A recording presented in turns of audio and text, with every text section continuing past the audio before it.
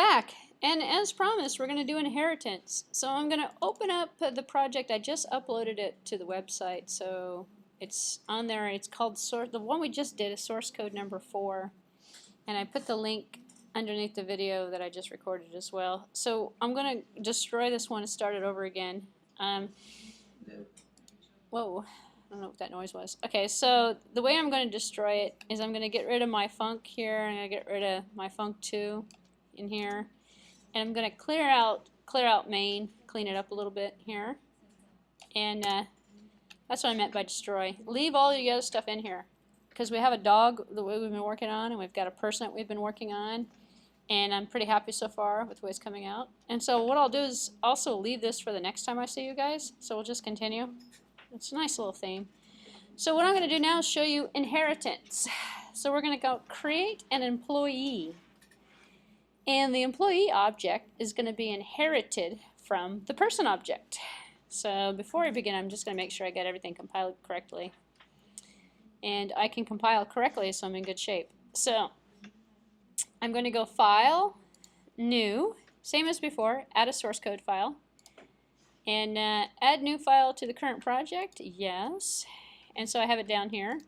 So I'm going to rename this one, same thing as before, but this one's going to be called employee. And I'm going to start out with the .h. And then I'm going to put another one in, and I'm going to call it employee.c++. So let's see, new source code file, same thing as before. Where is he? Here it is down here. Rename it. There's probably a better way of doing this. Employee.c++. So the file names match. Now I got employee.h and employee.c++. Yeah, no, it'll create it automatically as well. Add new class. Is that what it is? Add new resource file. Which one did you create? Which one did you do? Oh, Xcode will do it automatically for you. Yeah, there's probably a way of doing it in Dev as well. I just do it this manual way. So. There's probably a more automated way of adding a new class to the file, to the project. But let's just go with the flow here. So in employee, I can do this actually. I can say class employee. I'm in the wrong file, so let me close this one here. Save it, yes. Save it. So I'm closing the file, so I'm going to save it to the desktop where everything else is. That one's going to be saved. Now I'm in employee.h, so I'm going to define my class. If I want to, I can kind of cheat sheet a little bit, go up over here to person and go, well, here we go, let's just start it out this way. I'm going to copy person, I'm going to put it into, not copy, but some of it here just to get me started up here. Paste. I don't know if I'm going to use string, but maybe I will. This one's not going to be called person, this one's going to be called employee.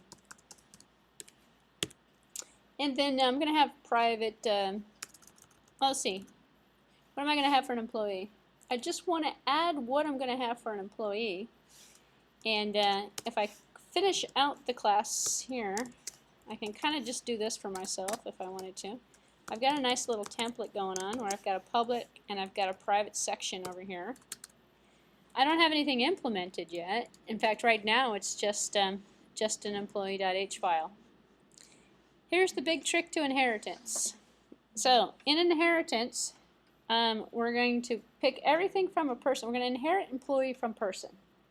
So we're going to take everything from a person and use it inside of employee and just add some stuff like employee ID, which is a good idea. And then what we're going to do out in main is make a couple instances of employees and then check out the person information that we're going to check. So we're going to make sure that person is complete in terms of its constructors and stuff, so we can see what goes on, and then we'll kind of see what kind of order the constructors get created in, and then we'll overload a constructor. So we create an employee with some employee data, but also some person data, and we'll pass the data in between the objects and stuff, which is kind of interesting. So I start out like any other class. Here's the inheritance part right here. All you have to do is remember one single colon. And then what's the name of the class we're going to inherit from? Person. And it's going to be public. So I type in public. And I'm going to type in person. And voila, I've now inherited. That's the big thing with inheritance right here. So technically, there's a big old public right here.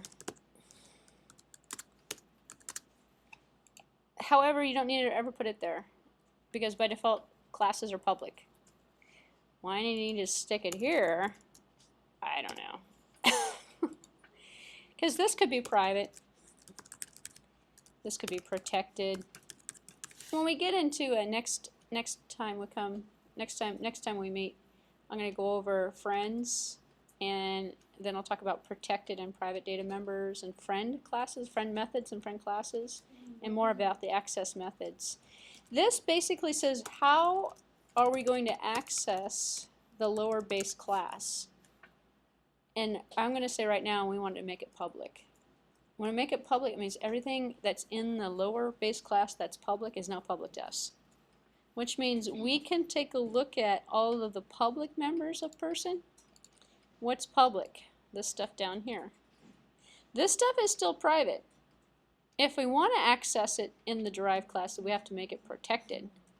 But we shouldn't do that. We should leave it private. And then in the inherited class up here, we define our own private data and then our own public methods, and we use all the public stuff. We cannot leave the private members of Correct. In the derived class, if person has private members, we can't touch it, nor can main. If we change this here and make it protected, we can touch it through inheritance if we're employee, but main still can't touch it. But that's only used in certain cases when you have to. By default, you want to keep it private. Private protects it. We have setters and getters out here that are public. And let's just make sure we do, actually. In fact, let me fix up person real quick here to make sure I have everything working correctly. Because I'm going to use this, you can use this as a foundation for your second assignment that you'll be doing, where you're going to create an employee. But you're going to have a little bit different functionality, and I'll review that assignment towards the end of the day. But I've got an integer age and a weight. We're not going to worry about the weight. It's just the same thing. So we got age and height. We have a weight in here, but let's not worry about it. It's complete enough. And in our implementation, we have in-person constructor. I'm going to put here default constructor, because it is the default constructor here. And we don't have any of the other constructors created. Do we have any other constructors in here? So let's make another couple constructors for us. Oh, here, I'll just finish this up here. Let's just make it the other set for the other data member. We'll make this proper here. So we have age. Now we should have one for weight. Do we want to keep weight as an integer? Let's make it a float. Let's keep the height as a pointer. Just because. So now I'm going to have a float get weight, and then a void set weight. And the set weight that I'm going to do here is going to take in a float.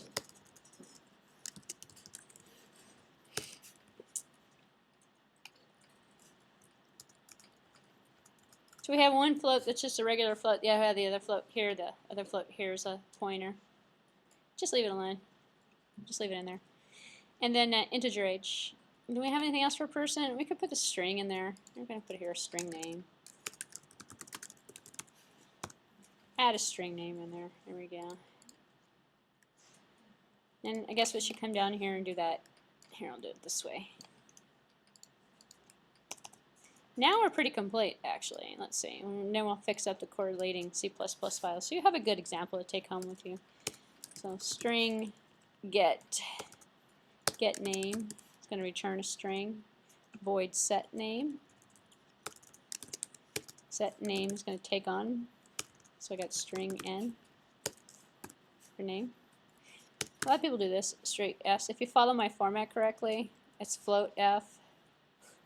So this is going to be h though, so I don't know. Sometimes I go n. I'm inconsistent in mine, but I don't like to. Some people like to come up with a lot of big old words. I'm a minimalist. Like one character is the name of that variable. It's just easier for me to abstractly figure out. So now I'm going to go back and fix person.h so we have that working.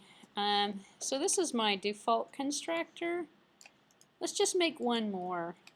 So we have 2 constructors. We should really make one combination for each one of our combos. So at least one more here. So person, well, I didn't put it in here, did I? So now I'm back in the .h file. Let's do one that takes on an integer age, a float w, and string name. Let's just leave the height out completely. I don't want to confuse people. So string n, and then here we'll make a different one here that just does integer a and float w. Well, let's just do integer a. So I have 2 additional constructors. So this is the default constructor. And then this one takes also a constructor. Takes age, weight, and name. And this one here is a constructor. Takes only age. Alright, that's fairly complete. Alright, so now I actually have to implement these 2, otherwise I'm going to get an error message. So I have the default constructor implemented. Now, let's just so I can remember which ones I've got over here. Go back over to the here, and here's my person. Here's the other one I made. I'm going to put a little cheat sheet up here, actually. This is my cheat sheet. This code's going to be removed, just so I can remember this format here. So I'm going to have one that has, actually, let's just do this. Then I don't even have to type.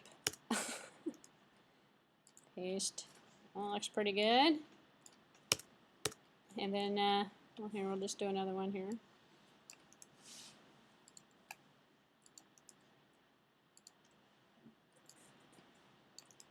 Oh, this is just easy. I'll just go here. Integer a. Alright, so no more cheat sheet. I put the cheat sheet away. There we go. So I got the person. I have the person that takes on the age. So this one's going to say age constructor. Person age constructor. In person. Person default constructor. Person age constructor. Well, let's see. That looks pretty good. Let's take out the height. Let's not set the height at all, actually. We'll leave the main constructor. Let's just, because people are still kind of not so good with that one. So, so this one's going to say age. Let's just do this one here. Age is equal to a. Sets the age. And then weight, we'll just manually set it, is equal to 100. And then leave height alone. There we go. That sounds pretty good. And then in this one here,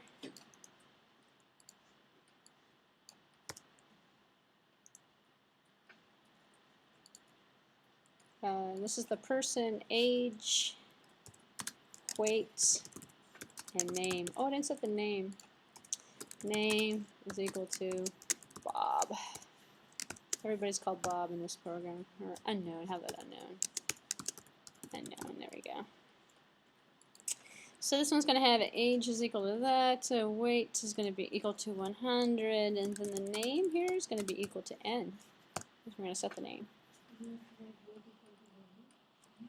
Oh, weight is equal to W. You're correct. Thank you. Weight is equal to age is equal to A, weight is equal to W, and name is equal to N. Now we have this thing called this that you're going to see in a lot of code when you start looking at inheritance. Before you get to inheritance, you don't have to worry about this and everybody else, or super, or anything like that. This basically says that we're talking about this object, something. But because we only have one class inherited by another class, I'm going to leave this for next time we see each other. Because I've already given you too much. So, but we can actually, if we had 2 ages if we said in the employee class we want to redefine age, we're going to have an age in employee, and then we're going to have an age in person, then I could use inside a person, I go this dot age, and I would say, oh, you're talking about my age versus employee dot age. And what we've done is we've hidden data from one object to another. But let's get through the concept of the object before we complicate things like that. Just know there's more to the syntax that we can actually add to it if we'd like. So I'm hoping that we have something that's going to execute at this point. We do. So now we have a person. The person's fairly complete. And in our .h file over here, we've created an employee, and we used the colon public person. So now we have everything in here, but we're going to add another piece of information. I'm going to call this one an integer ID. So we're going to have an ID. And I'm also going to create a constructor for this guy. And the constructor that I'm going to be making is going to be called employee. And this one's going to be the default constructor. I'm not going to bother with a deconstructor. Not going to bother me. But I'm going to make another one here, and this one's going to take in an integer I for ID. And then I'm going to have a, a void get. This is a set I. And let's go set ID. Let's call this one ID as well. Well, let's just call it I. Set ID, where we're going to take on an integer I. And then we're going to have an integer get ID, where we're going to return. So it doesn't need any parameters, but it's going to have a return type that's going to be of an ID that we're going to do. So we can actually make this one in line if we wanted to. We can make this one in line. In fact, let's just do that. We'll make them in line. If we make them in line, we're not going to have anything in our .c++ file, are we? No, I'm going to implement the constructor over there. So I'm going to say get ID, so I'm going to return the ID. And then over here, I'm going to say ID is equal to I. When you would need to use this is when if I got tricky here and I said, well, let's make this ID. How's that going to work? ID is equal to ID. That's when we have to do this. We put the keyword this in here. We go, this ID is equal to ID for name resolution. That means this object's ID, not the ID we took from the user that we passed over to main that we're using in this function right now, but this ID that's up here, that's what this is talking about. But let's not do that. Let's just do this right now. This and then the dash there. I'm sorry? So this guy is complaining here saying you should not put out the line that how we use with the pointers. On this? What are you doing it on the ID? Yeah. Well, don't put it in there right now. Don't put it. I have to take a look at the logic. It's probably gonna have a logic issue. That's what I'm thinking. Don't use it right now. We'll save that one. But this keyword is referring to this object. So versus super, which is in this particular scenario, employee is super, person is this, unless we're inside a employee and then we're this. So to employee, to person, employee is super, but to person is this. So which is what it's saying. So let's not concern ourselves at this point. So this one here is another constructor. Takes ID, takes integer parameter. Alright, so let's implement the two constructors because we have these two already implemented. Let's implement over here in the .c++ file. We don't have anything over here, so I'm going to do a cheat sheet and take the headers up here. Oops, I don't need dog, but I got it anyway. Let's just employee. This isn't going to be that. This is going to be employee. And we got employee over here.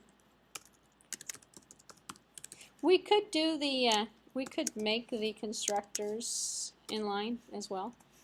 We could have stuck them, we could have stick them over here if we wanted to. But technically we have more than one line. Or do we have one more line? We do. What we want to do in this particular case is we want to set just the ID. We want to let the person take care of what they're supposed to take care of. So I'm going to need to show you how to do that then. So, because we're going to essentially have to run a constructor of the previous class that's going to have like a person, run person, and what am I going to run from person? Well, I'm going to send them whatever information I'm going to get. But let's just start with a basic and we'll work forward with that. So here's our thing, and we're going to say here that the ID for the class is going to be equal to 0. So that works out fairly well. And then we have this other constructor over here. And the other constructor over here takes on an integer I. And then here we got ID is going to be equal to I, unless I put it over here already. Did I do that? No, I didn't. Okay. Alright, so we have, or we should be having right now, issues. We have issues. What do we got here? Oh, I have to include it. Let's take it up here and make it, we have issues. So inside of employee.c++, I have to include employee.h. Dog's not going to help me with that. Don't really need string, do I? I can take string out, or I could leave string on there. It doesn't really matter. So now let's try to compile it.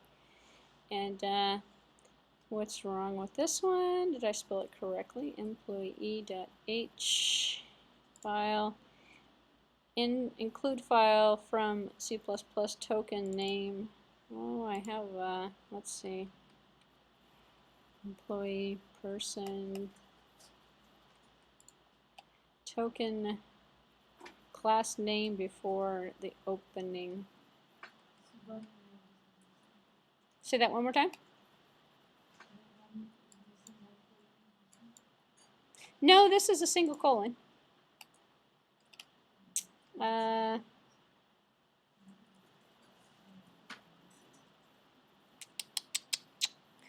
I've got an opening bracket, I've got private, I've got public, I've got a closing bracket.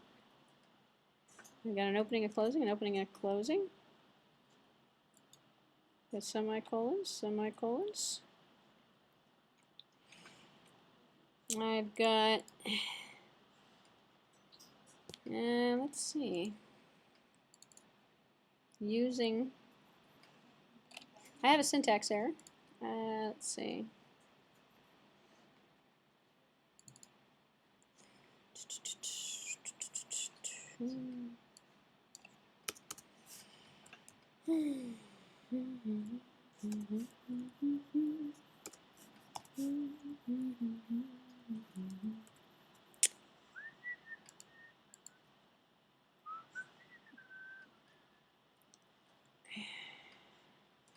I'm in here, in file included, so it's in employee.h. I've got a problem. Let's see. This might help.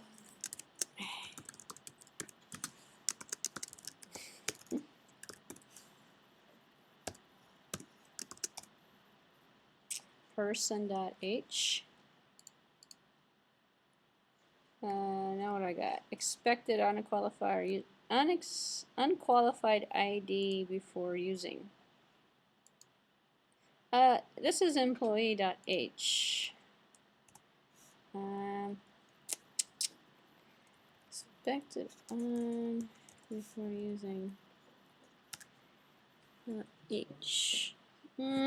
I don't think I'm going to need it. I don't think this is right, actually. I'm going to take a look at my other pre-built class before I go with this one. In include file employee.c++, an expected qualifier before using an expected string. Do we need string in here? We need string in here.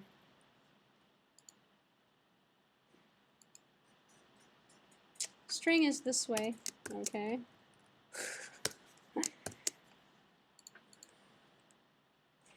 Okay, we don't need this one here. This is this inside of employee.c++? No, we just need to put it inside of employee.h. Employee.h. So. String is not in there. Let's see. Expected qualifier. Unqualified. Expected. I'm missing a semicolon somewhere. Let's remove it.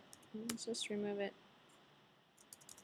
Why did I stick it in? What is it? Oh, it's in the .c++. Interesting. New types may not be defined in return type. No, there's no data type for employee. And employee, Okay, scroll down. yeah, here's the bottom of the employee CPP. This is the employee. This is employee.h. I'm sorry, employee.cpp. There's nothing down there. Well, let's just take another look at it real quick here. Employee. There's probably a typo. Employee.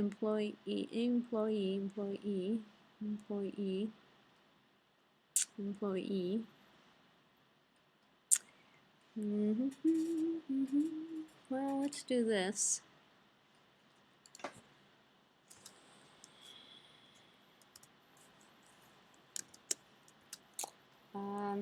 Let's do it this way, actually. Just see if that, I seriously don't know why it would equals 0. Why it's going to complain about that. Let's just put it in line though. And, we'll see. So this is employee.h. Let's just get rid of it. Let's see. Actually, if this is the case, we don't even need a .c++. Let's just get rid of this one too, actually. Let's just get rid of this completely. It'll work actually with the .h file instead. I'm not quite sure why it's complaining about the .c++ implementation of this. It should be just like this one here. The only thing I can possibly think of is when I cut and pasted, I have an extra character or something in there, but we'll just leave it alone right now. We'll fill it in later. For all intents and purposes, we could make this one in line as well. What is this one going to do? This one's going to take ID and have it equal to I.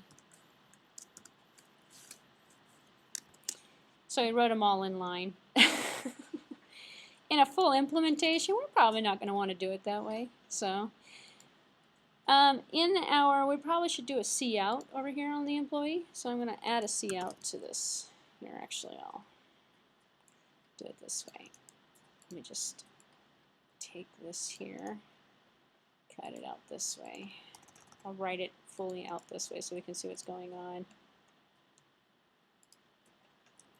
Put that on another line. Put this on another line. Cout. This is going to be employee default constructor.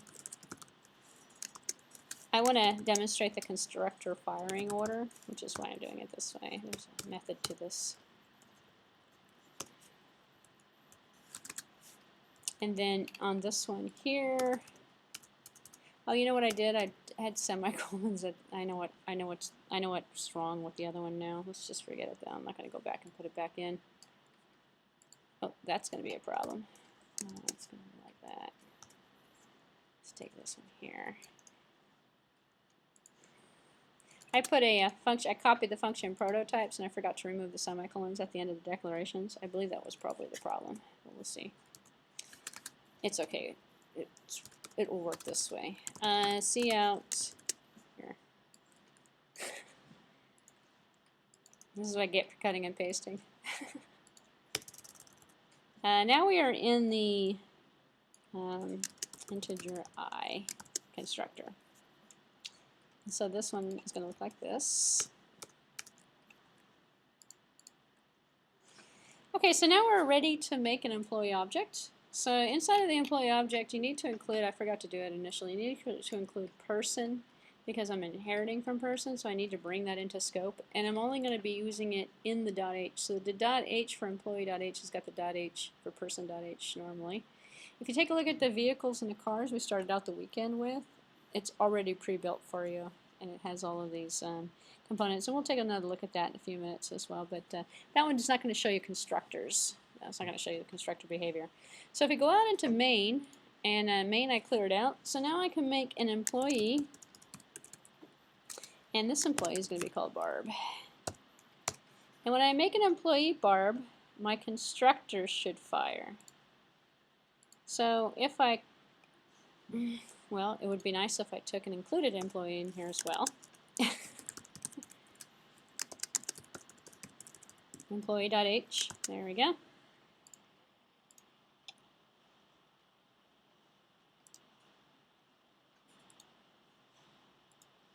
Oops, what is going on here?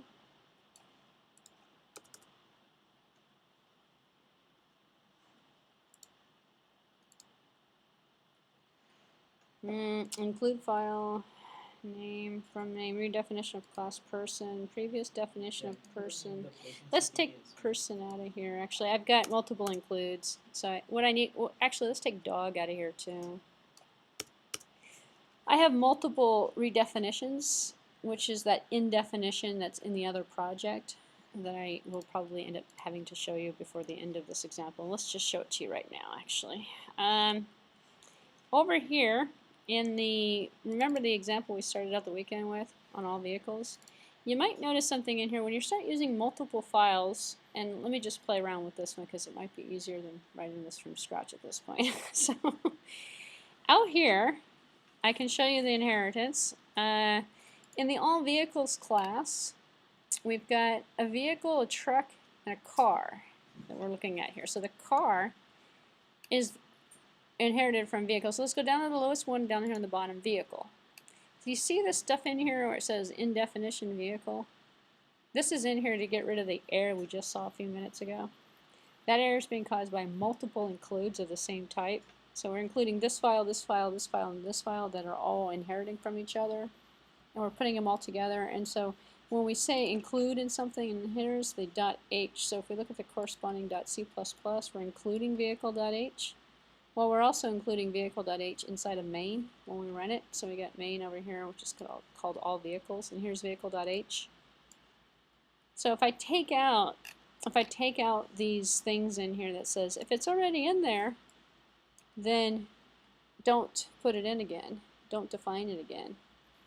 This is put in to fix the error that you just saw live a few minutes ago. So this is saying if it's in the definition truck.h, then define it as truck.h. And we're inside of truck.h, by the way. And then at the end of the definition, we end if. So this is a made-up thing. It doesn't have to be the name of the file with an underscore. It doesn't have to be in all caps. It can be like in definition A. Define A. Here's A. It includes vehicle.h. Okay, and the definition, which is at the end. Which means if vehicle.h is already in there, don't put it in again. So if it's in the definition, take it as the definition. If it's not in the definition, add it to the definition. It's kind of a makeshift way of making the project work with the multiple, it's because of multiple includes. So we put this in here to demonstrate that we have multiple files that are being used. So person is being used inside of employee, and person and employee are going to be used inside of main, and I had it that way, so we have it twice. We have person inside of employee, and then we have person inside of main. We have multiple includes. So we end up with a situation where we've got, oh, and it's going to complain is what it's going to do. So over here, in each one of, so we have, let me go back to the smallest one. What's the smallest one? Vehicle. In vehicle, we use this syntax to say, well, if it's in the definition vehicle, leave it in vehicle. And then vehicle is just the class vehicle. So this is like person. And then we have car, that's a vehicle. So we have class car, public vehicle. So now we're including vehicle. Well, we already included vehicle.h inside of vehicle, and this is the vehicle car.h. So inside of the car.h, we're putting vehicle.h inside of vehicle.h. We don't have anything, we're defining it. Inside of vehicle.c++, we've got vehicle.h. We have multiple includes of vehicle.h. Anytime you include it more than once in the same project, you have multiple includes. To get around the multiple includes, you have to use this hokey little syntax that looks like that. I can actually demonstrate using this project. I forgot about this project actually, so I can use this project here that you've already downloaded from yesterday to show you the concept. So vehicle is like our person, except for it doesn't have any constructors. So in here we have a class vehicle. So what I can do is add a constructor to it if I wanted to, or you can use that for assignment number 2 on your own actually. Has integer wheels, has float weight, and it has an initialize method. And the initialize method is used as a regular method instead of a constructor. And so then we have vehicle.c++. It looks just like any other vehicle. This is just like person. There's nothing fancy about it. Same syntax as before. We have a void vehicle colon initialize. Same method implementation. Same code as before, but we're including here vehicle.h instead of person.h. And then along came this car. Well, the car is sort of like the employee. So we have class car colon public vehicle, just like class employee colon public person. We added a new piece of data member to it, and then now we have a new, we're going to add 2 more methods to it, one for passengers, and then we're going to add another method for initialize to it as well. And then we have car C++. Car C++ is the implementation of the car, and we're including car.h inside of it. From the initial, from car.h, we put the vehicle in here because we have the vehicle here. So, oh, I have this project open still. So, in person, oops, no, I'm sorry. In employee.h, we include person.h, which is, how did I get both projects open simultaneously? That's really good. So, this part's correct because it matches this part over here. But let's just do this here. I'll just put this in here. Paste. I'm going to call this one though emp h emp h. And then I have to, yeah, it doesn't have to be the same name. It can be anything you want. It doesn't have to be like the name of the class.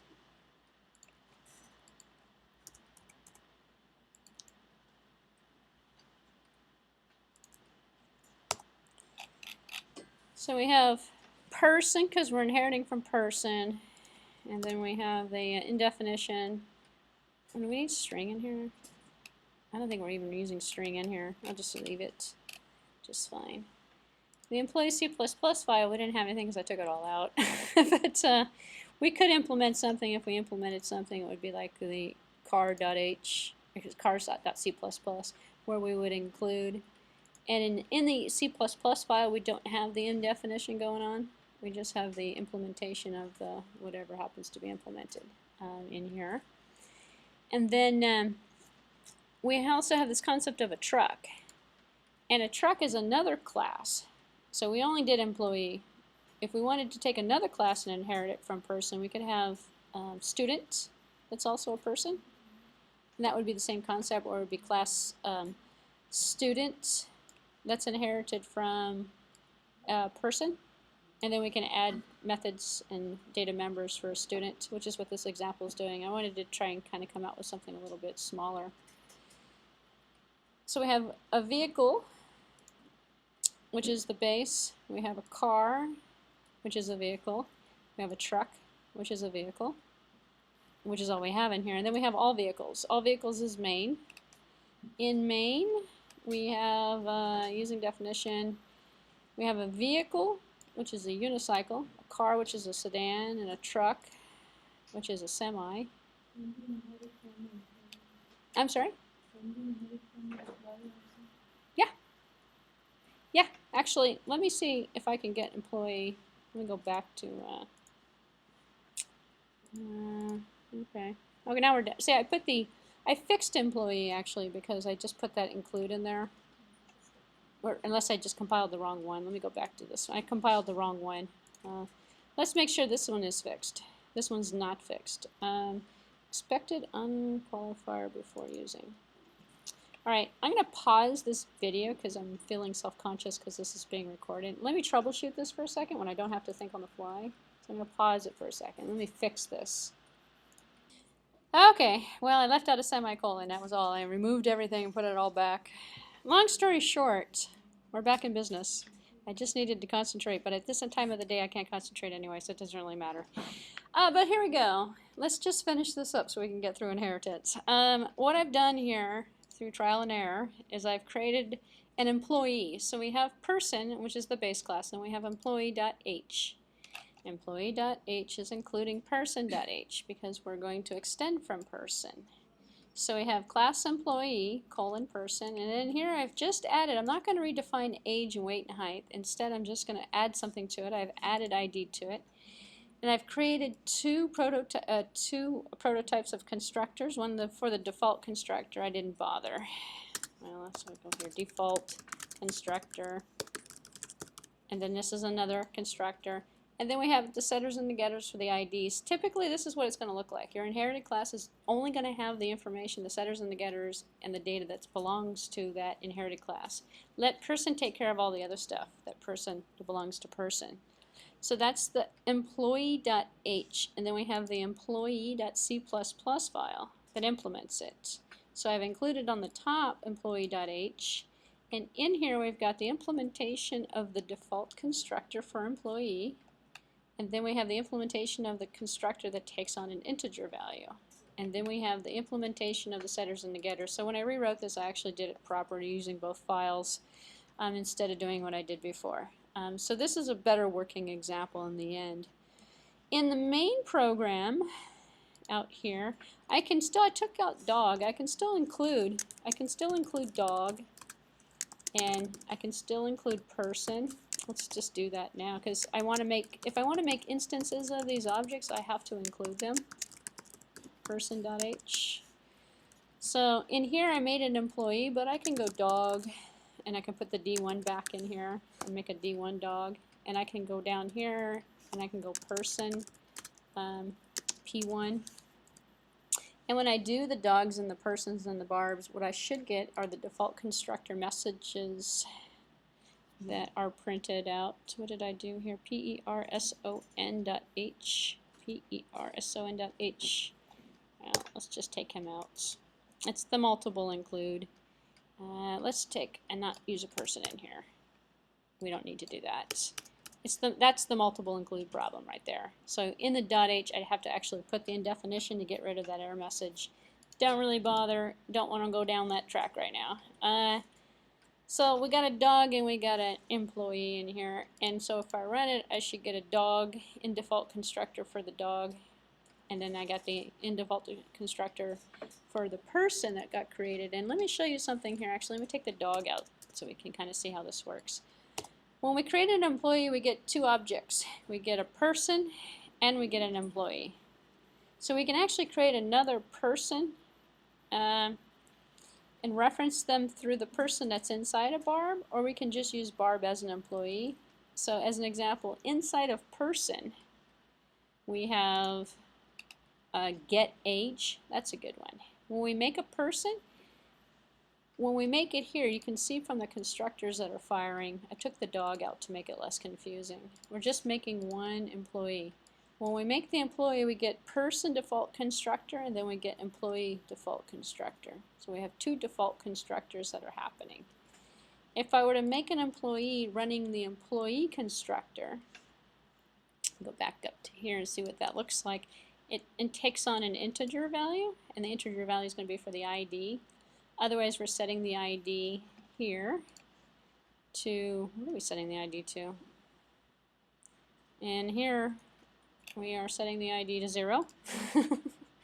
So if I ran right now, it said get ID, it should come back with 0. So out here, if I say cout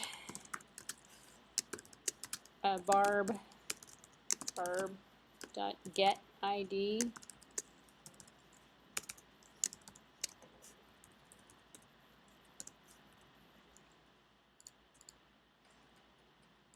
Whoops, it should print out 0. So I've got a person that was created, I've got an employee that was created, and I have an ID set for 0. I can run the set ID to set it. I can also run the set age as an example. So age actually comes from person. So now I can do this. I can say barb dot and then set age to how old is Barb? Well, let's make her 21. Or what was it? Let's make her 99 years old. That way we can tell if it was actually set.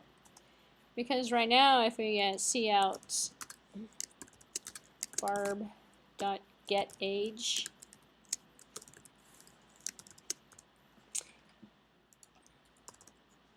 and then we set the age to this, and then see out getAge again. So this is before age, and then this is after age set.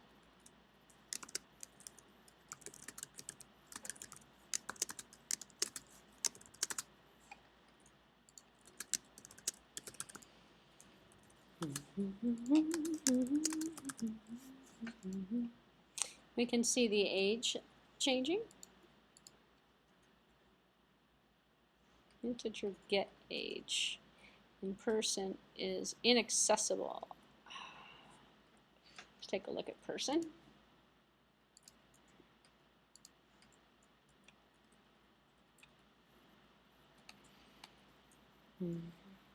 Get age.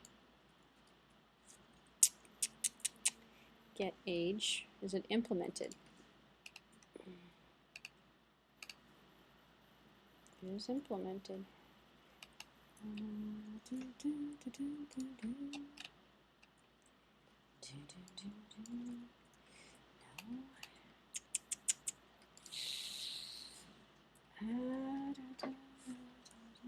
Should be accessible.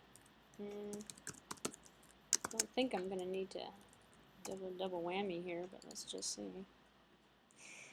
Get age. In person, get age is inaccessible within this context. Every barb is an age. Let's just do it this way then.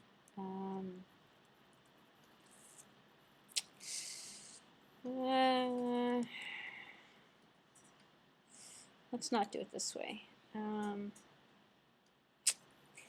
How about let's do it another way? Let's take this out here. It's well, I know why it's inaccessible. Get IT.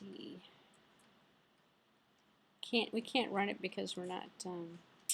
We didn't allocate it. We just created a reference for it. We haven't actually allocated it, so it's not accessible.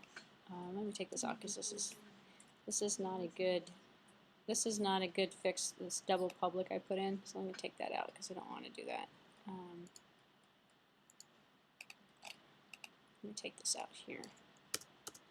Let me do something else for you. I will fix this on my own. I can't, seriously, I'm brain dead. I can't think right now. I've been writing too much code. It's 8-hour day, 2 days straight. It's too much, huh? Yeah, the problem is then I have to fix, here, I'll just do it. I have to fix the multiple includes so I can include person in there. So I can make it a person, then run the age on the person. Or I can, it's supposed to be included in the person because it's public.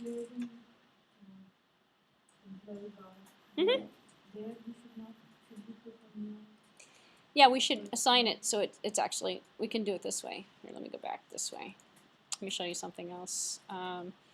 In main, we can do this here and go new employee, actually allocate it.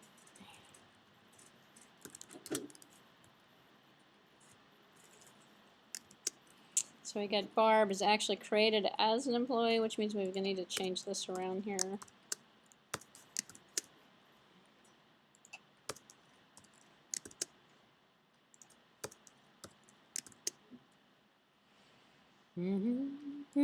I don't know if this is actually going to fix it because there's another issue in here as well. I have this set as... well, if we can't do a new person because I need to include a new person, I'm going to get a multiple include with that. So if I come up here and I put person up here and do this, if I cast it to a person, include person, I'm going to make it available person.h. But when I compile it, I'm going to get a multiple include. So redefinition, see redefinition of person in a redefinition. So I have to take it, hold on a second, I'll just fix it this way. I'll just add the indefinition to it.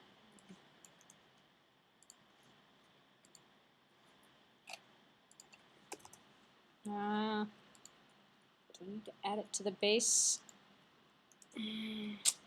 I'll just put it in all of it.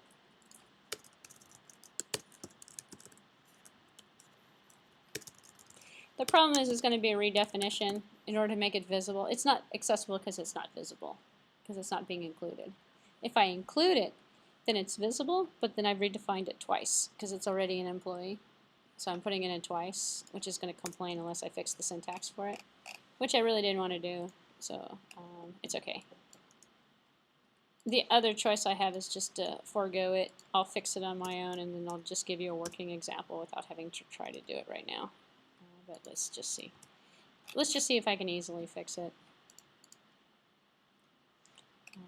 So get age. Well, okay, so I fixed the multiple. Get age within its context. Person is not accessible base of employee. When we are writing the new person instead of the employee. Then I'm making a person, I'm not making an employee. If I do this, I have to actually cast it.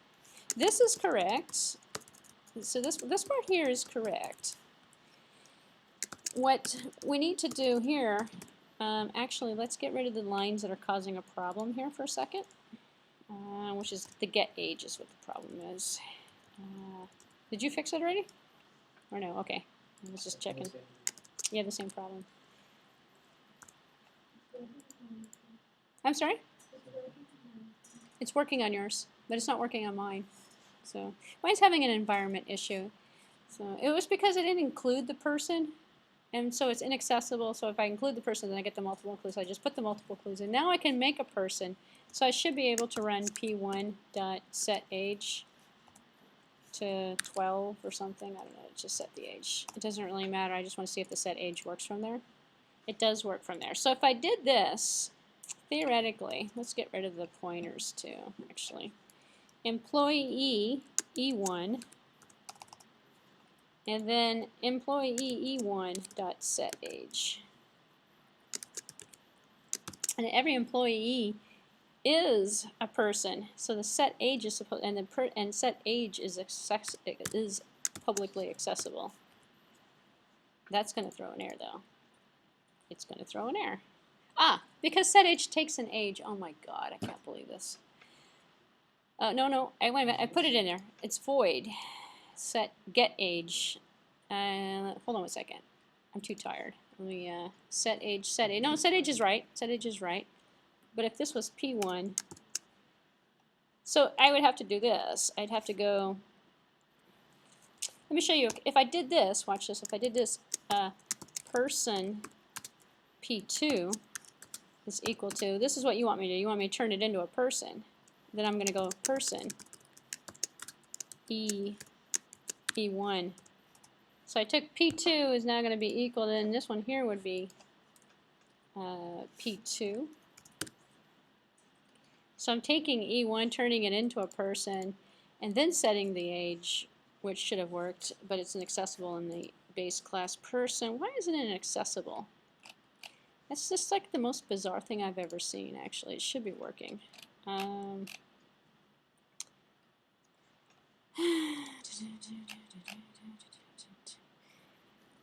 Person is public. Don't know. That is just the most bizarre thing I've ever seen. This is a public, and we're inheriting it publicly. No, we're not. Public.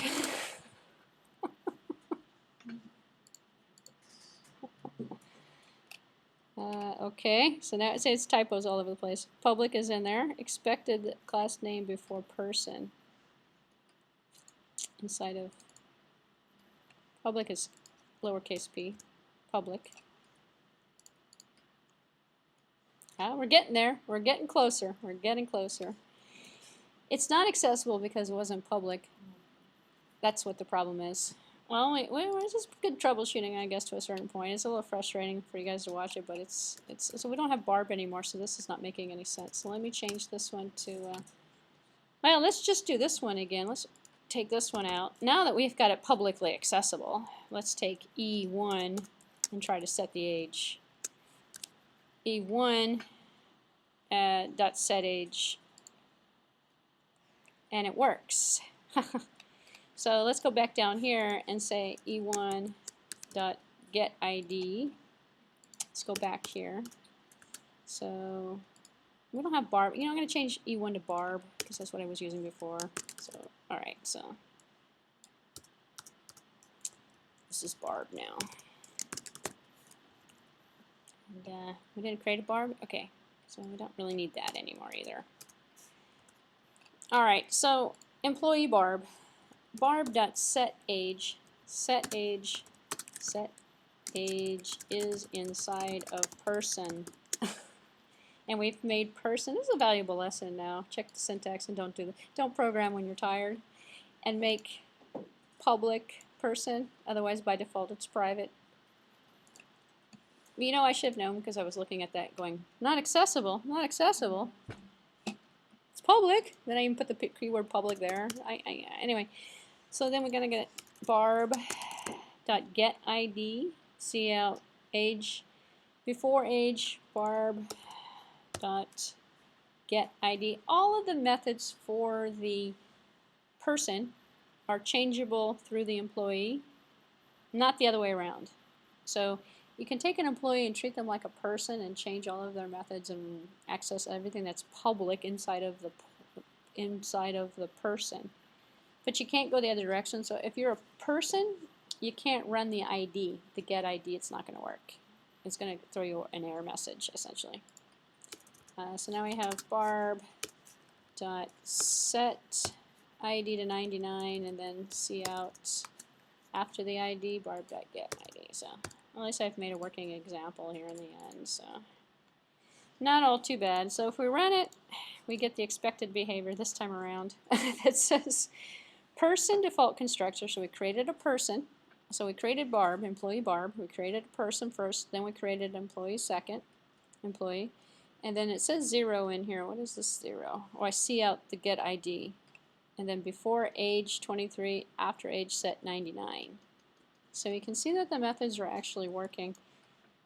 Dare I try to do one more thing for you? Yes, I will. Okay, so I want to leave on a positive note here. If we make an employee right now, we only have two options. We have the default constructor, and then we have this constructor that we created that creates an employee with an ID. So out here in main, I can create yet another employee. Here, I'll just do it. And let's just do it underneath to keep the abstraction clear here.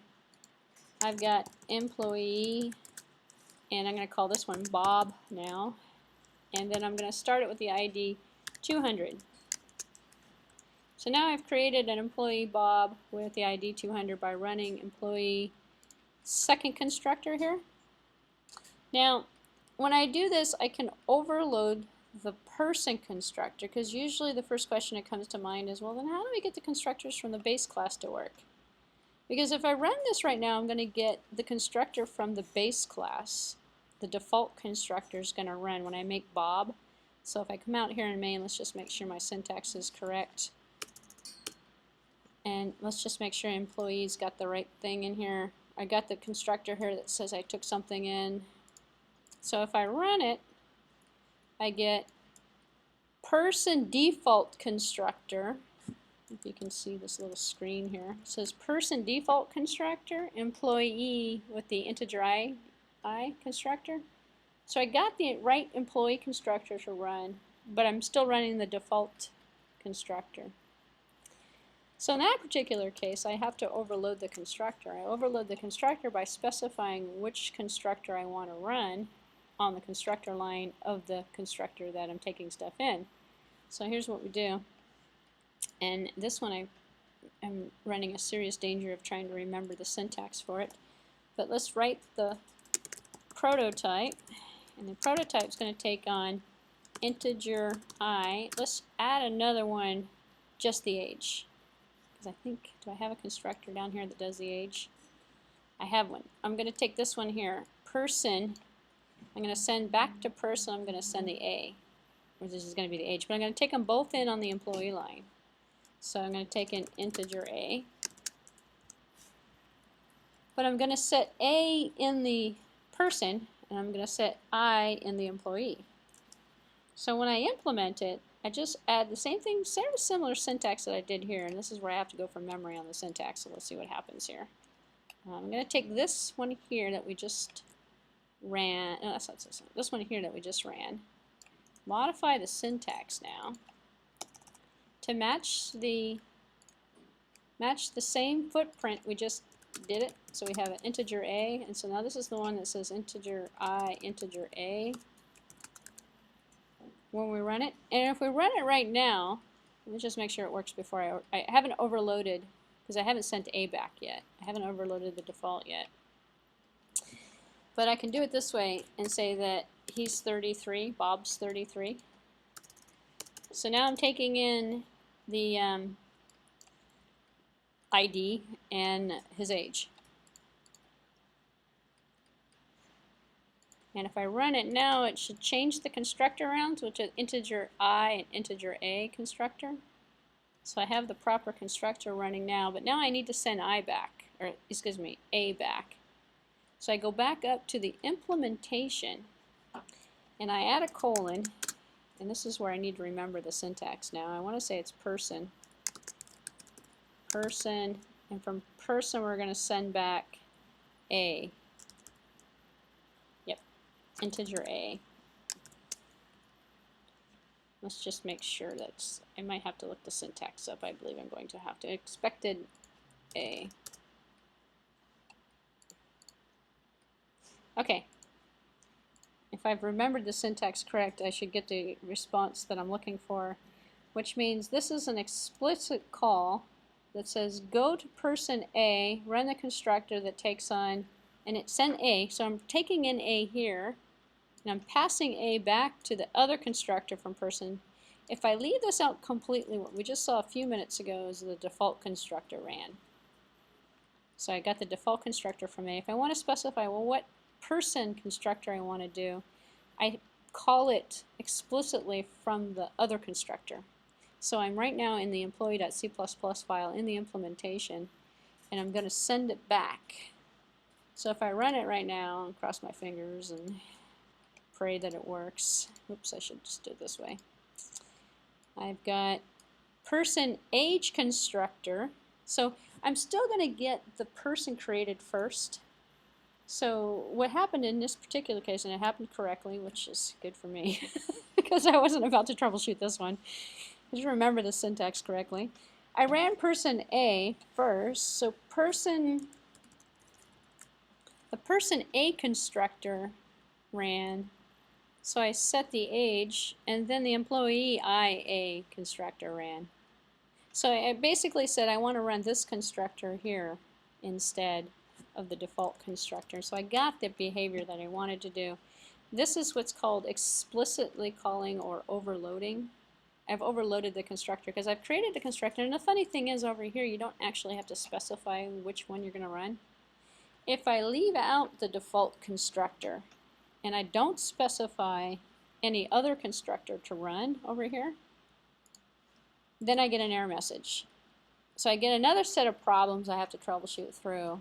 In fact, I'll demonstrate. I should get an error message. Let's see if it works. If I take out, well, this is now working. I almost hate to do this. But if I take out this default, I'm just going to comment it out. And then I'm going to comment out the implementation of this default constructor. So I do not have a default constructor right now.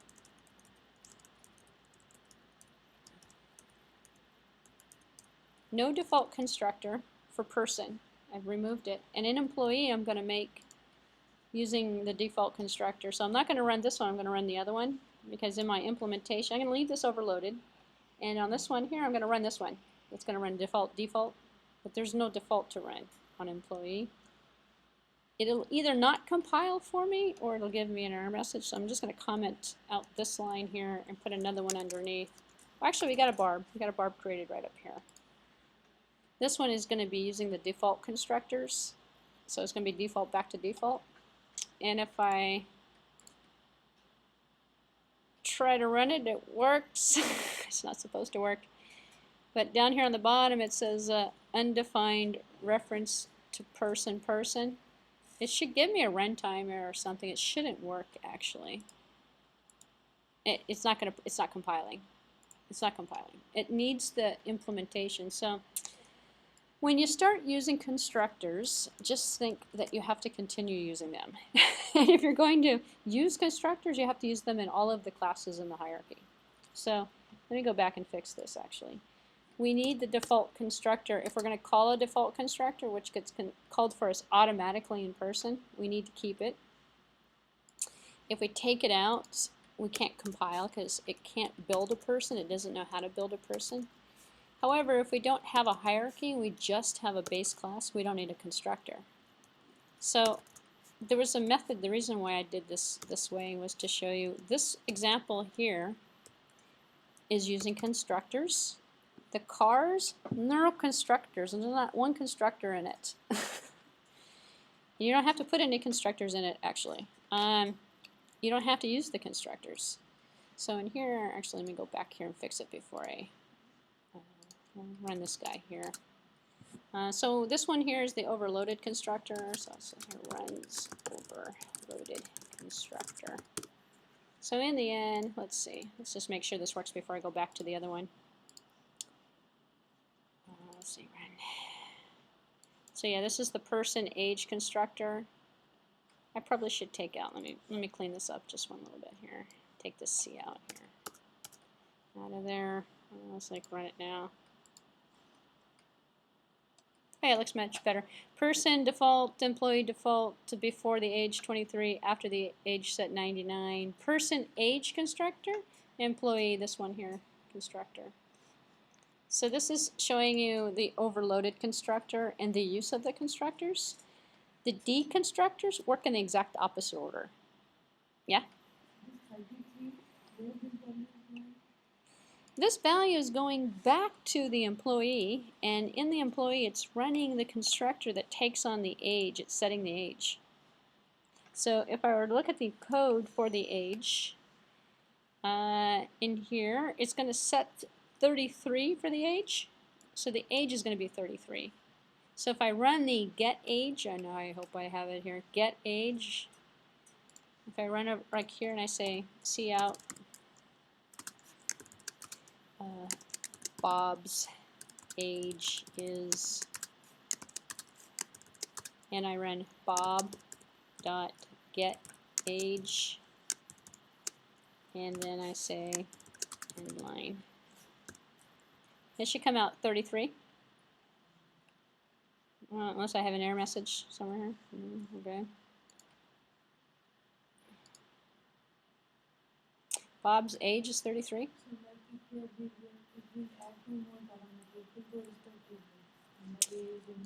Do we have it? That's a good, now that we have this working, it's not a bad idea to take a look then. So we can set, do we have, did you have a question? The 200 was the student ID, was the ID. So actually, let's do that too. Bob's age is this, and this is his ID is. Let's just do that, because then we remember what that is. Bob.getID, if I've got that correct. Just make sure that runs. We can run, yes, his ID is 200. So his age is 33. I should put a space in after that one. And I'll just put a space right here. There you go. So his age is 33 and his ID is 200. So let's overload another constructor, because that will answer your question. So we have another one. I just looked at it. We have one actually. We have this nasty one right here. This one here. It's not that nasty. I'm going to copy it. We're going to overload another one so we can see this working. So in employee.h, I'm going to create another employee constructor, but I'm going to cheat it. I'm going to go like this with it. Paste it in here and change this word here and call it employee. But this one is all the stuff from this big stuff. We have age, we have weight, and we have name from person, because I pasted in the person constructor a few minutes ago there. So what I'm going to do here is put in here on the top integer I, because I want the ID too. So I can set the ID inside of employee, and then I'm going to pass back the A, the W, and the N. Yeah, watch this. So in employee.c++, I'm going to create here I'm going to paste this one here so I can remember I'm just remembering the order. I'm going to take and create another constructor here, another constructor implemented, where this one, instead of doing integer A, integer or whatever, is going to do this, plus the ID. Because remember, I added the ID to the prototype. So now I got integer I, integer A, integer float W, and string N. But I'm not going to run this one. Instead, I'm going to run this one. So I'm going to put it in here and get rid of this because I don't need this anymore. That was that cheat sheet, just because I wanted to remember the order. Say that one more time. Oh, no, this is for person. I'm going to send back to person. Just like I sent A back, I took an integer I and integer A, and I'm sending A back.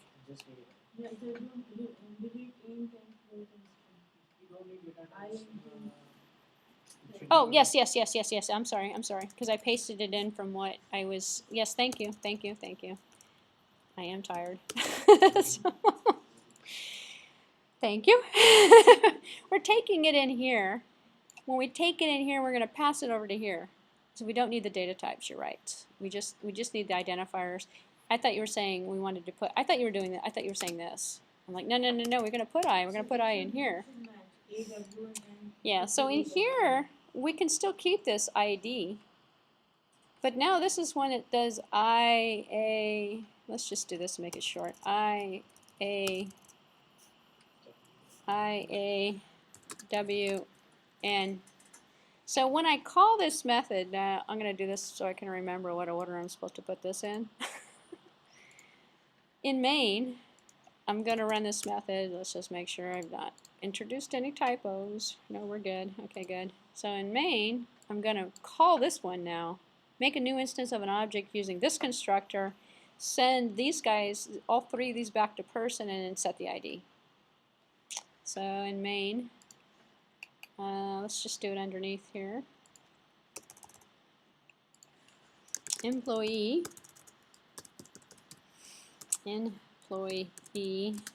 student. No, employee Mary. Mary? I like Mary. Okay. Mary, quite contrary. Paste, so I remember the signature prototype. But I need to substitute these guys in now with values. So her ID is going to be 300. So the ID is 300. Here, I'll just do it here. ID is equal to 300. Age, let's make her 34. Age is equal to 34. Weight, ooh, that's a loaded question. It's a float, so 125 pounds, 125.4 pounds. So weight is equal to 125.4, and then lo and behold, her name is going to be equal to Mary. And we have to put a string in here, so we go like this, and we go Mary. So after we, oops, unless we have a typo again. So after we put Mary in here, the interesting thing is let's get her name. Let's print her name out. So we can go here, copy, paste it. And this is Mary's name is Mary.getName. I probably couldn't have called her Mary, but that's all right. Mary.getName. Hopefully we have a get name. If not, we're going to see the error message coming up soon. And line. Have I introduced any other typos? Let's see. I should just select the compile and run. Unreferenced get name. Person get name. Do I not get a get name in there? Unreferenced. Hello. get name. Maybe we can put one in real quick. We have a get name string. String get name. Do we have string in here? We do. We have it implemented? Well, we didn't implement it. So let's just implement it real quick. It's not going to hurt us that long. I just take this one here. It's a string, and so it's going to return a string, so I need to make it a string. So it's a string, and this is called get name. And we're going to return the name.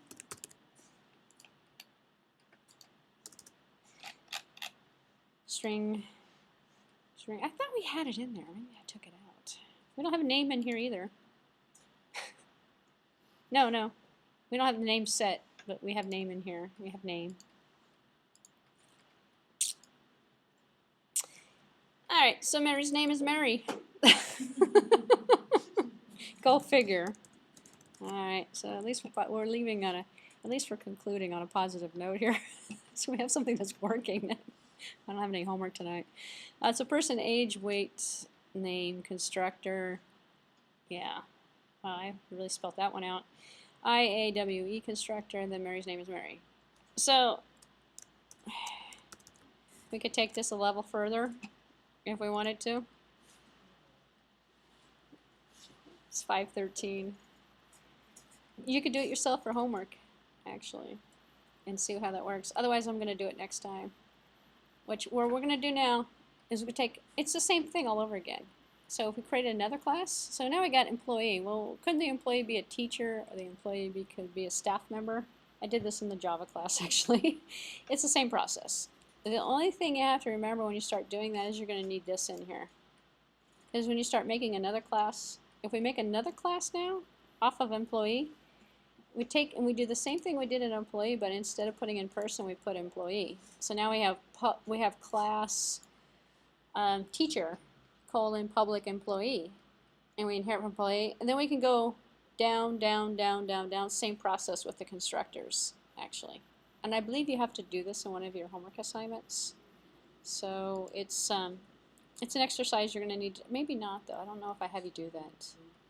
No, assignment 2 doesn't have you do that. Let's take a look at assignment 2 actually while we're here. I think I said I was going to do that. So, all right. So this example here is giving you more for assignment 2 than the vehicles.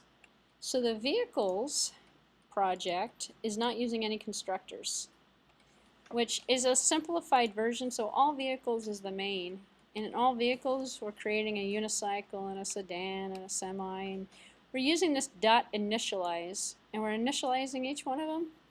And the way that we're running the initialize, if we take a look at, let's say, the semi, which is a truck, the initialize method here is hard setting some values for us, and then in the implementation we're saying passenger load is this and payload is equal to that, efficiency. We're not really passing information back and forth.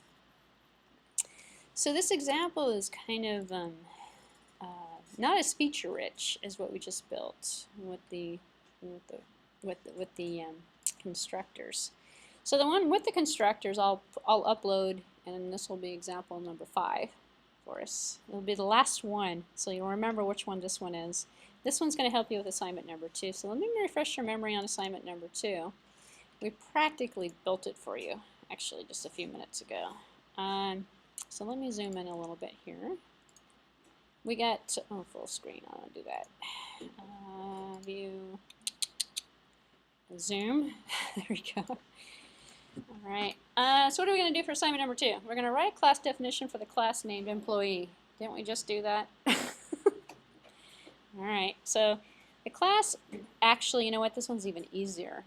This one's easier because this one doesn't even work with inheritance. No. So you should be able to do this one in 5 minutes. Actually, you probably could do it from the example I just gave you. Okay, well, let me go through it. The class should include data members for employees' object name and salary.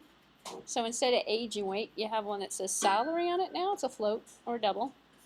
Actually, in here it says it should be an integer. You can make it anything you want. The class should contain 2 member functions, a constructor. Hopefully, we could probably fumble your way into creating a constructor, I hope now.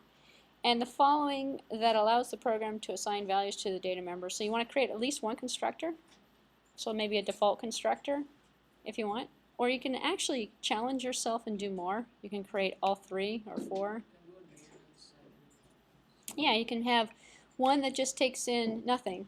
That's the default. One that takes in the name and the salary, one that takes in the name, one that takes in the salary. So you got 3. 4 total. You're going to add the member functions for the employee class. The member functions you're going to add, you're going to have one function that should allow any program using the employee object to view the contents of the salary. That's the get salary method. That whole paragraph is about a get salary method. The other method should allow the program to view the contents of the employee name, or the get name method. Well, we have a get weight, and we have a get age, and we have a get name. Have the member function simply return the contents of the appropriate data member. Just return it, just like what we did. And then in main, you can go cout to get name, and you put the get name in there, and so it prints it to the screen for you. The third step is you're going to have the opposite of the get is going to be set. So you're going to have another member function called in the employee class, and the other member function is going to calculate an employee object's new salary based on a raise percentage provided by the program using the object. So in main, you're going to say, give me raise, or give raise.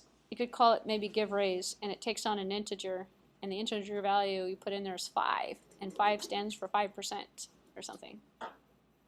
Or you can have them type in a float value, and it would be 0.05 or something for 5%. So that I'm going to leave to you to design on your own. You're going to take a value in for a set raise or give raise kind of method that you're going to create. Before calculating the raise in the member function, you also want to verify that the raise percentage is greater than or equal to 0. So you're not going to give them a demotion. Put that logic inside of the method for get raise. So when it takes the value in and it says, give raise 5 or give raise -1. It comes and says, if R, whatever you want to call that variable, is smaller than 0, then cout, sorry, try again, and then return. If it's, yeah, the user inside a main program runs the method with the parameter for the raise, and then the get raise or set raise or give raise method, however you want to do it. Actually, you can probably have all of it. Will return and will calculate the raise, apply the raise, change the salary variable, and then tell the user, okay, raise was set, or something. Congratulations, you got promoted, or something. Or it doesn't have to do that. You can do anything you want. You can be creative with it. Before calculating the raise, make sure that the function should verify that the raise amount, yada yada. If the raise percentage is less than 0, the member function should display an error message. Cout. Sorry, the raise was too small. What are you kidding me? And then write a main program. So step number 4 just says that everything is kind of vague. Complete the program using the comments in this guide. Add in any methods you think would be appropriate, and then fill in the details where you think more information. You can ad-lib it. Feel free to be creative in your implementation. Your main program is just going to demonstrate it. You're going to create an employee, Bob, and you're going to give him a raise, and you're going to print out his salary and his name, kind of like what we just did, actually. And you can use that as a base for your program. You don't have to inherit anything. So when we have employee being inherited from person, don't inherit. That's going to be the theme of the third assignment, actually. So save, build, and execute the program. Test the program by entering in your name, a salary amount to 54,000. That's not too bad. That's actually kind of low. And a raise of 1%, 0.1. And the program should display the name, the number of 54,000, and then the number 59,400. Does that 1%? I guess so. Yeah. Use your own logic. That's a point. So yeah, should put point. If you want, yeah, that's like 10% raise. 0.1. So that's 10%. Yeah. Yeah, you can give them a raise, anything you want, actually. I'm going to take a brief look at the third assignment because I believe I've gone actually all the way up through the third one. None of this stuff is due till August 22nd, so you don't really need to necessarily worry about it. But some people like to get stuff done. And the third assignment, yeah, you can go. Only because I think I've actually talked through it, so I think, I'm just kind of curious at this point what number 3 is about. It's about the structure. Number 3, you have to wait. Number 3 is on a structure. You probably could use number 3. It's pointers and structures. It's actually not too bad. I believe it's doable. I haven't covered some of the examples with structures because I need to, there's still more material on this. Because what we're going to do next time is we're going to create, and we didn't do it this time, but we're going to put classes inside of classes and structures inside of classes and then make pointers with structures and then pass. We haven't done anything with function calls or method calls where we pass a structure as a parameter to a method, or we pass a pointer variable to a method and we run it inside of the method. Because remember, we didn't do very much with height outside of setting it. So we're going to take the height next time. Maybe I'll pre-design it so I have some thoughts in mind in terms of how I want to do it. And send height to grow. Maybe make the person grow or something and increment the height. That stuff will help you with number 3. I want to say number 4 is on inheritance. I know I covered inheritance in one of these assignments. Let's just take a look here. So number 3 you probably could wait on. Number 4 is inheritance. Number 4 you could probably do with just what I gave you.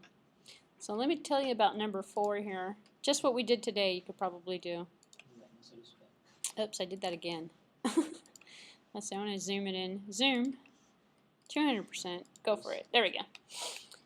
Instead of people and dogs and employees, what else do we create? I don't know. You're going to create dinosaurs. So you're going to create Dino. Dino, your favorite dinosaur. He's going to be like a person. And then you're going to create 3 different types of dinosaurs. A Raposaurus, a Triosaurus, and a Hadrosaurus on top of that dinosaur. Isn't that kind of like the person and the employee? And then you're going to specialize it. This assignment is a piece of cake after what you just saw with that. So one person and three Yep, yep. It's one dino and 3 different kinds of dinos So all of them will on the same level. Yeah, it's only 2 levels. A base and a derived. Actually, a base and 3 derives. All on the same base. It's easy. So your dinosaur is going to have several different characteristics: a height, a weight, the speed. You can read through this on your own. It's actually fairly straightforward. If you do have questions, you can always send me an email message and say, hey, is this what you wanted for the dinosaurs? I go, yes, it is. But this is exactly what we just did a few minutes ago. In fact, in here, you don't even have to overload the constructors, but you know how to overload the constructors now. So you can create a Hadrosaurus and give them all the dinosaur features all in one shot with the constructor.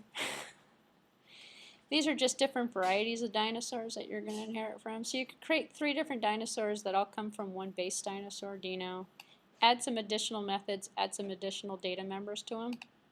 Create a nice little main program and exercise them out. And this is very similar, except for it doesn't show you constructors in the car example. So the vehicles, the cars, the trucks. Same concept, actually. So you could probably do number 4 if you want to work ahead a little bit. If you, let's take a look. Number 5, you're going to wait. I would wait on the linked list. The linked list is the hardest one here, and I've got some examples of the list, but wait with number 3, wait with number 5. You can do 1, 2, and 4 before next time when we meet. And we're going to meet next time. When are we going to meet next time? The goal here is I'm getting a bulk of the material done in the first 2 weekends. The third one's going to be a piece of cake. So like on the next time. June 23rd, 22nd and 23rd. Huh? Is the midterm on the next one? No, I'm going to, next time we meet, I'm going to give you a take-home midterm. It's a hold on one second, let me just verify that. I have to go back at the syllabus to take a look. I believe we do have a midterm. It says midterm. Yeah. If you want the midterm earlier, if you send me an email message around the beginning of June, So Where can we send email? to bhecker@itu.edu. It should also be in the, here, it's actually here, I think I have it on the top of the syllabus. No, I don't. We do have a take-home midterm halfway through. So, actually it's just right here, but it's bhecker@itu.edu.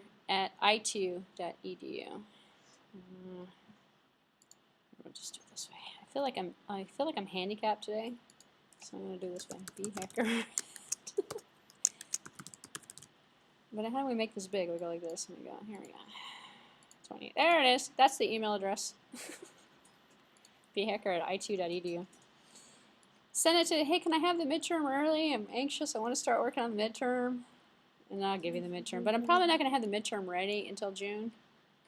So is there any deadline for that? August 22nd is the deadline for everything. So the next time I'm going to see you back here is going to be the weekend of the 22nd and the 23rd of June. And then I'm going to give you the midterm. Then you're going to have until this, okay, so August 24th, August 25th.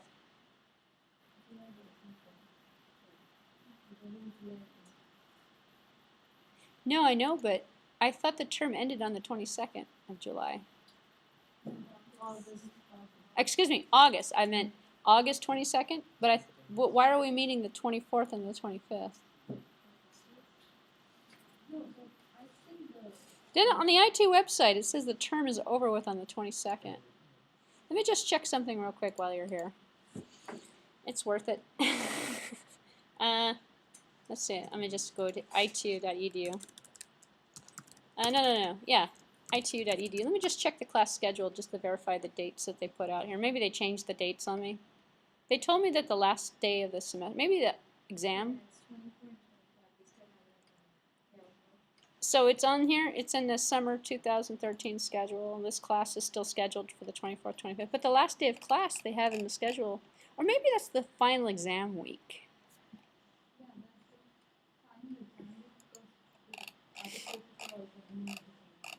You have other classes meeting August 24th?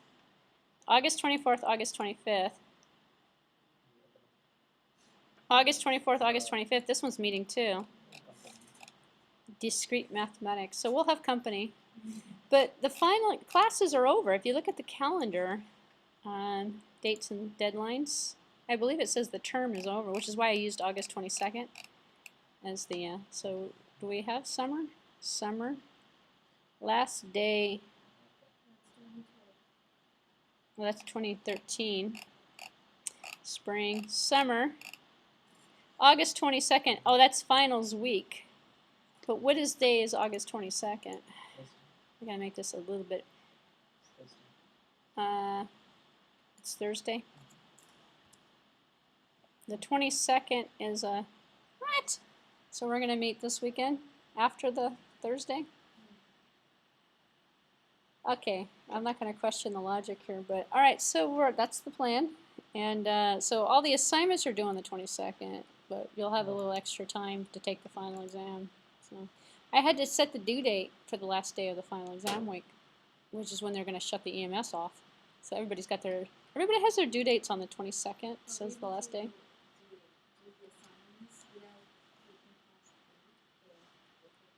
Correct. You can do them all before the third weekend. As I was mentioning before, I was just trying to lead into, I'm giving you weekends number 1 and weekends number 2 are jam-packed. Weekend number 3, piece of cake. We'll be reviewing on Saturday, mostly just taking an exam on Sunday. So this is a pretty intense weekend. Next weekend we meet will be pretty intense, the July meeting, or June meeting. We have the entire month of July off. That's kind of nice. And then by the time you get back, you'll have forgotten everything about C++.